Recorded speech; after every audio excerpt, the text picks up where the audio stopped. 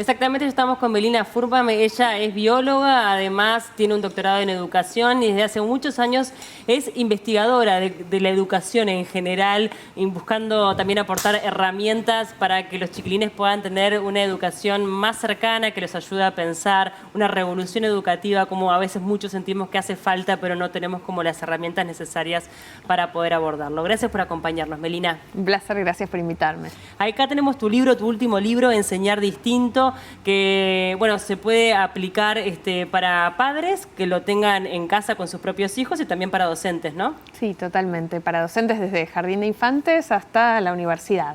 Bien, hablamos un poco del tema de la educación. Vos tenés una mirada bastante crítica de la educación que se da habitualmente a nuestros niños en la educación pública.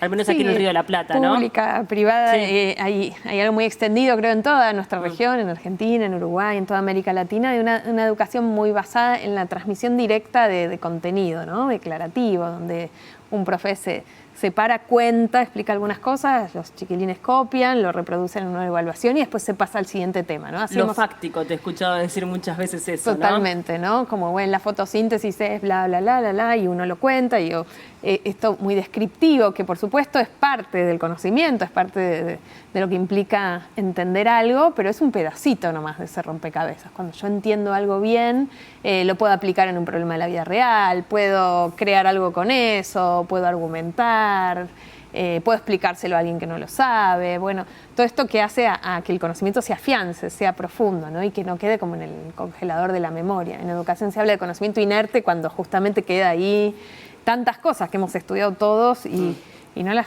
tenemos en la cabeza. Tú hablas de entre conocimiento inerte versus aprendizaje profundo. Contanos esa definición que además atraviesa tu libro, ¿verdad? Totalmente. El libro es una de, diría, mis obsesiones como formadora y como investigadora. Esto que el conocimiento inerte es todo eso que alguna vez estudiamos y a veces con un montón de horas, ¿no? Le hemos dedicado a aprender sobre ciertas cosas que nunca terminamos de entender, que las repetíamos medio de memoria. Totalmente, y a veces o resolvíamos sin entender Sí, incluso claro. ejercicios, sin saber por qué y para qué servían y cómo se conectaba eso con ninguna otra cosa.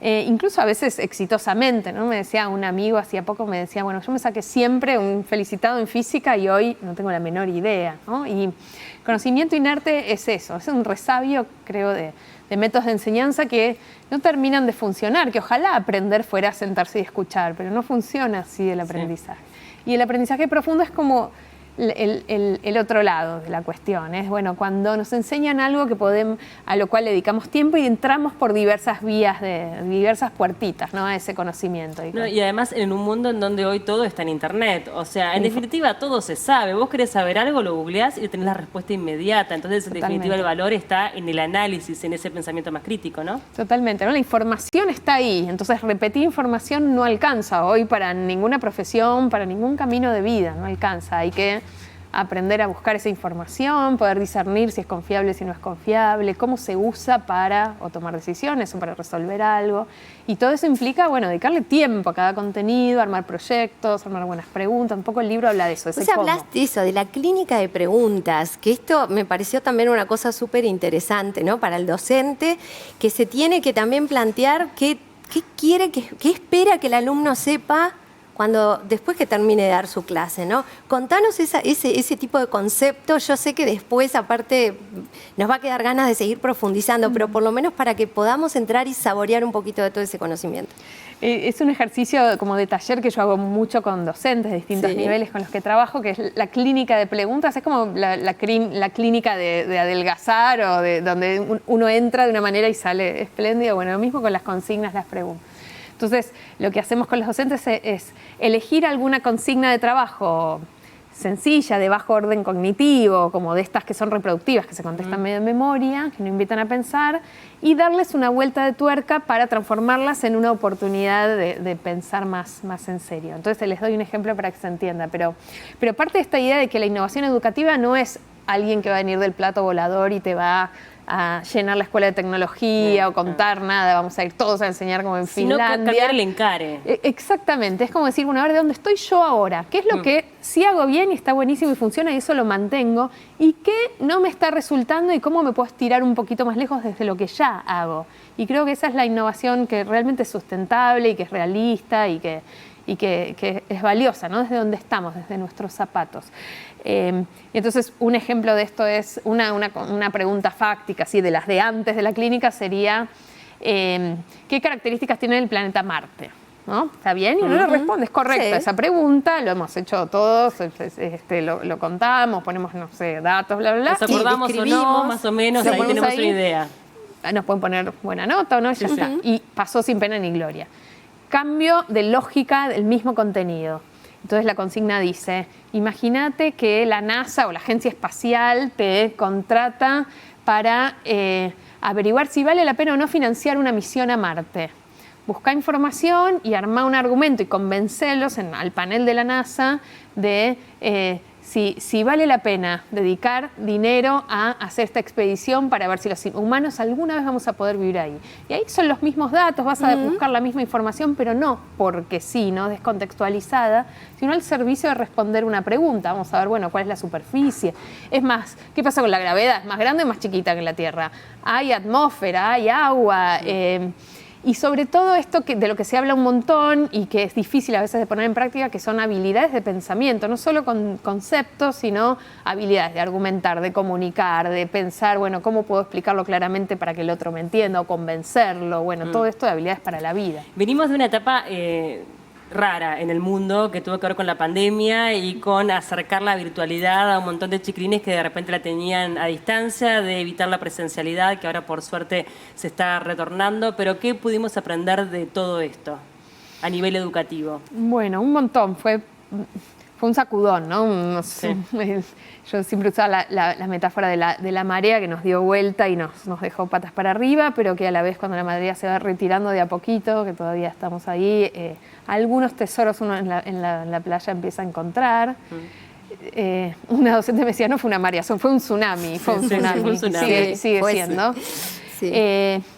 Muchos aprendizajes que lo más visible en términos como de renovación pedagógica, que creo que es enorme y muy importante, es la posibilidad de amigarnos con las tecnologías digitales y empezar a revisar las maneras de enseñar y conectar con los estudiantes. Y eso, un montón de docentes que empezaron a hacer algunas cosas distintas de las que hacían, ¿no? A trabajar más en equipo, a trabajar más por proyectos, a conectar distinto con los estudiantes, a usar tecnologías que estaban ahí pero que no habían tenido la necesidad imperiosa de usar.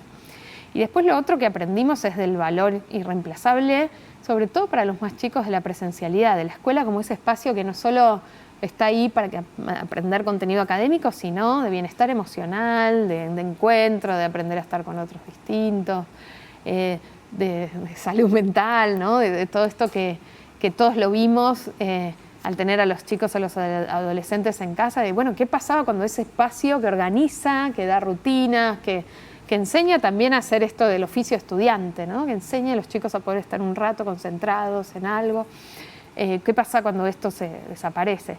Y por supuesto que esto acentuó enormemente las diferencias de origen de los chicos que ya traían, ¿no? Y las poblaciones más postergadas fueron quienes la pasaron peor y conectaron menos con la escuela. Entonces, toda esta desigualdad de base que ya teníamos en nuestros sistemas educativos, la pandemia fue un gran amplificador de todo esto.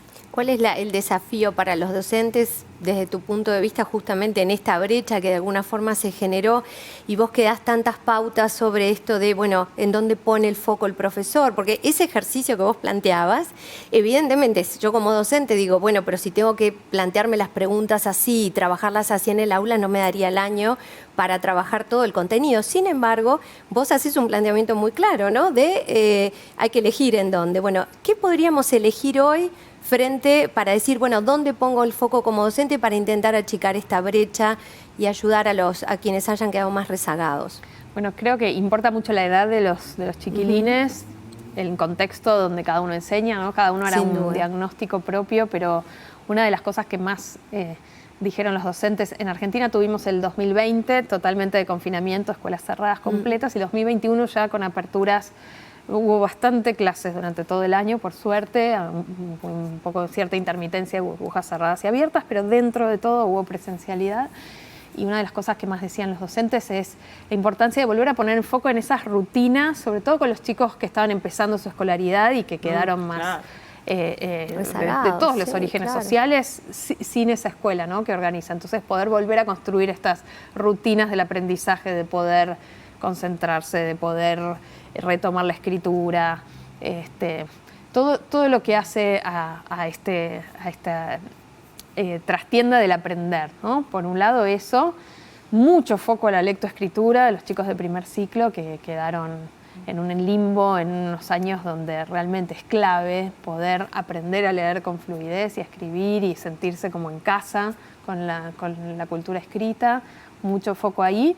Y en liceo, en secundaria, súper importante y muy difícil también es salir a buscar a los que no vuelvan. Por lo menos en Argentina lo que pasó este año de vuelta a la presencialidad, es que la deserción escolar que ya había en el nivel secundario, entonces unos 500.000 de adolescentes no volvieron y ahí son estrategias muy también nominalizadas de ver quiénes no volvieron, dónde están, ir a buscarlos, políticas de la escuela y más el tema locales. De la formación también es fundamental, ¿no? Cuando hablamos de todo esto, obviamente que uno piensa en los chiquilines, pero también habla en la formación que tuvo cada uno de los docentes.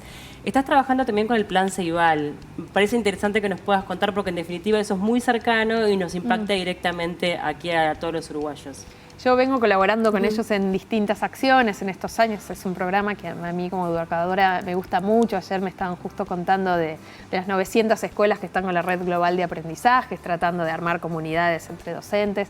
En este viaje particular vine a un ciclo que se llama Aprendices, que es la segunda temporada, que son entrevistas con distintos personajes de la educación, de la cultura en general, que tienen como el propósito de contar experiencias de vida. Me contaban ellos que en las escuelas, en los liceos y en la formación docente se está usando mucho para ver, bueno, qué es lo que hay detrás de esas decisiones que uno toma a la hora de seguir un camino u otro, que puedan justamente ayudar a los adolescentes, por ejemplo, en ese momento clave de decisión. Así que y el otro que colaboré hace poquito con ellos fue en el premio Nodo, que fue un premio a la innovación pedagógica.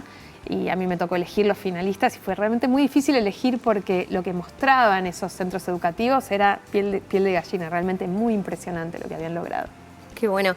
Tengo otra pregunta respecto a la devolución que dan los docentes a los estudiantes, ¿no? Estamos acostumbrados a esas devoluciones de muy bueno, sobresaliente o regular. Y poco sabemos por qué incluso es sobresaliente. Vos hacés ahí un planteamiento bien interesante para los docentes, que creo que también lo podemos aplicar en nuestras casas cuando nosotros hablamos con nuestros hijos, sobrinos, lo que sea. Contanos de eso. Totalmente. De hecho, hay otro capítulo en el libro anterior que es Guía para criar hijos curiosos, que es cómo dar feedback, devoluciones, incluso a nuestros compañeros de trabajo, a los hijos, ¿no? Es algo muy en lo que no estamos tan capacitados, porque nadie nunca nos enseñó, y que de hecho es uno de los secretos mejor guardados de la educación. Hay investigaciones que muestran que cuando les enseñamos, formamos a los docentes en cómo dar buenas devoluciones, la aguja del aprendizaje se mueve un montón, sobre todo los chicos a los que les va peor en la escuela. Hace poquito hicimos una investigación con 75 escuelas en la ciudad de Buenos Aires, viendo los cuadernos de clase y qué devoluciones había. Lo que encontramos es esto que vos decís, ¿no? Mucho de muy bien, muy lindo, esto era séptimo grado, ¿no? Niños de 12 años grandes. O algo apreciativo, pero ninguna explicación detrás de, bueno, ¿por qué y qué hacer después? Exacto. Entonces, la ciencia, de hecho hay mucha ciencia, el buen feedback habla de esto, de, por un lado, valorar lo que está bien, que a veces nos enfocamos solo en lo que hay que corregir, y la otra persona también necesita feedback positivo, pero no por amabilidad, bondad, sino para saber qué es lo que sí logró, que no es siempre evidente, y no genérico, sino muy específico. Por ejemplo, en vez de decir qué lindo cuento, uno puede decir, pensando en los hijos, ¿no? También, me encantó cómo arrancaste, porque en el primer párrafo me estás presentando el personaje y me dan ganas de seguir averiguando cómo es, y pusiste un montón de características y ya me describiste el entorno y me sembraste la intriga, ¿no? Bien específico. Primero elogios específicos, pero porque realmente hacen falta y porque predisponen a quien lo escucha a ver, bueno, no es que hice todo mal, hay cosas que, no soy un desastre, tengo algunas cosas que mejorar, pero también hay cosas que hice bien. Y lo siguiente es de vuelta, detectar lo que no funciona, pero en vez de diagnosticar el problema, decir está mal o está desprolijo o está incompleto, poder ofrecer pistas de cuál es la solución y por dónde, ¿no? Bueno. Entonces, en vez de decir, bueno, está incompleto, o en vez de decir está desprolijo, te puedo decir, bueno, fíjate que acá las letras están un poco pegadas, por ahí tal vez, a ver, probá separando las palabras, o de esta tabla, fíjate si encontrás 3 autores más de este periodo para agregar y completalo. Acá te doy uno, fíjate si encontrás otros, ¿no? Y es esto acompañar, que a veces no nos damos cuenta, obviamente es más trabajo, pero realmente cambia un montón cómo el otro puede hacer algo con eso que recibe. Vos marcás la importancia, obviamente, en la casa y también en el centro educativo, en la escuela. Como doctora en educación, ¿dirías que es 50 y 50? ¿O no? Creo que tienen roles distintos. En casa me parece que una de las cosas clave es sembrar esa chispita de gusto por aprender, ¿no? De curiosidad, de ganas de seguir aprendiendo, de confianza en sí mismos. Ahí los elogios importan un montón. Algo que sabemos de la investigación es que importan los elogios al esfuerzo, por ejemplo, ¿no? Si uno a un niño le dice, le elogia el talento, hace algo bien y dice, sos un genio, ¿no? Sos un genio en matemática. Eso en general no funciona tan bien para que quiera seguir esforzándose, porque hasta tiene cierto como temor a hacer algo mal, meter la pata y perder su imagen. Ayuda más decirle, uy, te salió bárbaro, se nota que practicaste un montón, que te esforzaste mucho. Dentro de poco lo haces perfecto porque vas por el camino correcto. Claro, como bueno, estimular, o como ayudarlos con la frustración. Creo que todo eso es lo que toca en casa, ¿no? Darle cierto amor por el conocimiento, el valor de la escuela. Y después la escuela tiene ese rol de ayudar a formar esa estructura de pensamiento, esos ladrillitos, ¿no? Y sobre todo en sectores de menos posibilidades en casa, donde la escuela hace toda la diferencia. La escuela es debido a muerte en algunos sectores en términos de posibilidades futuras.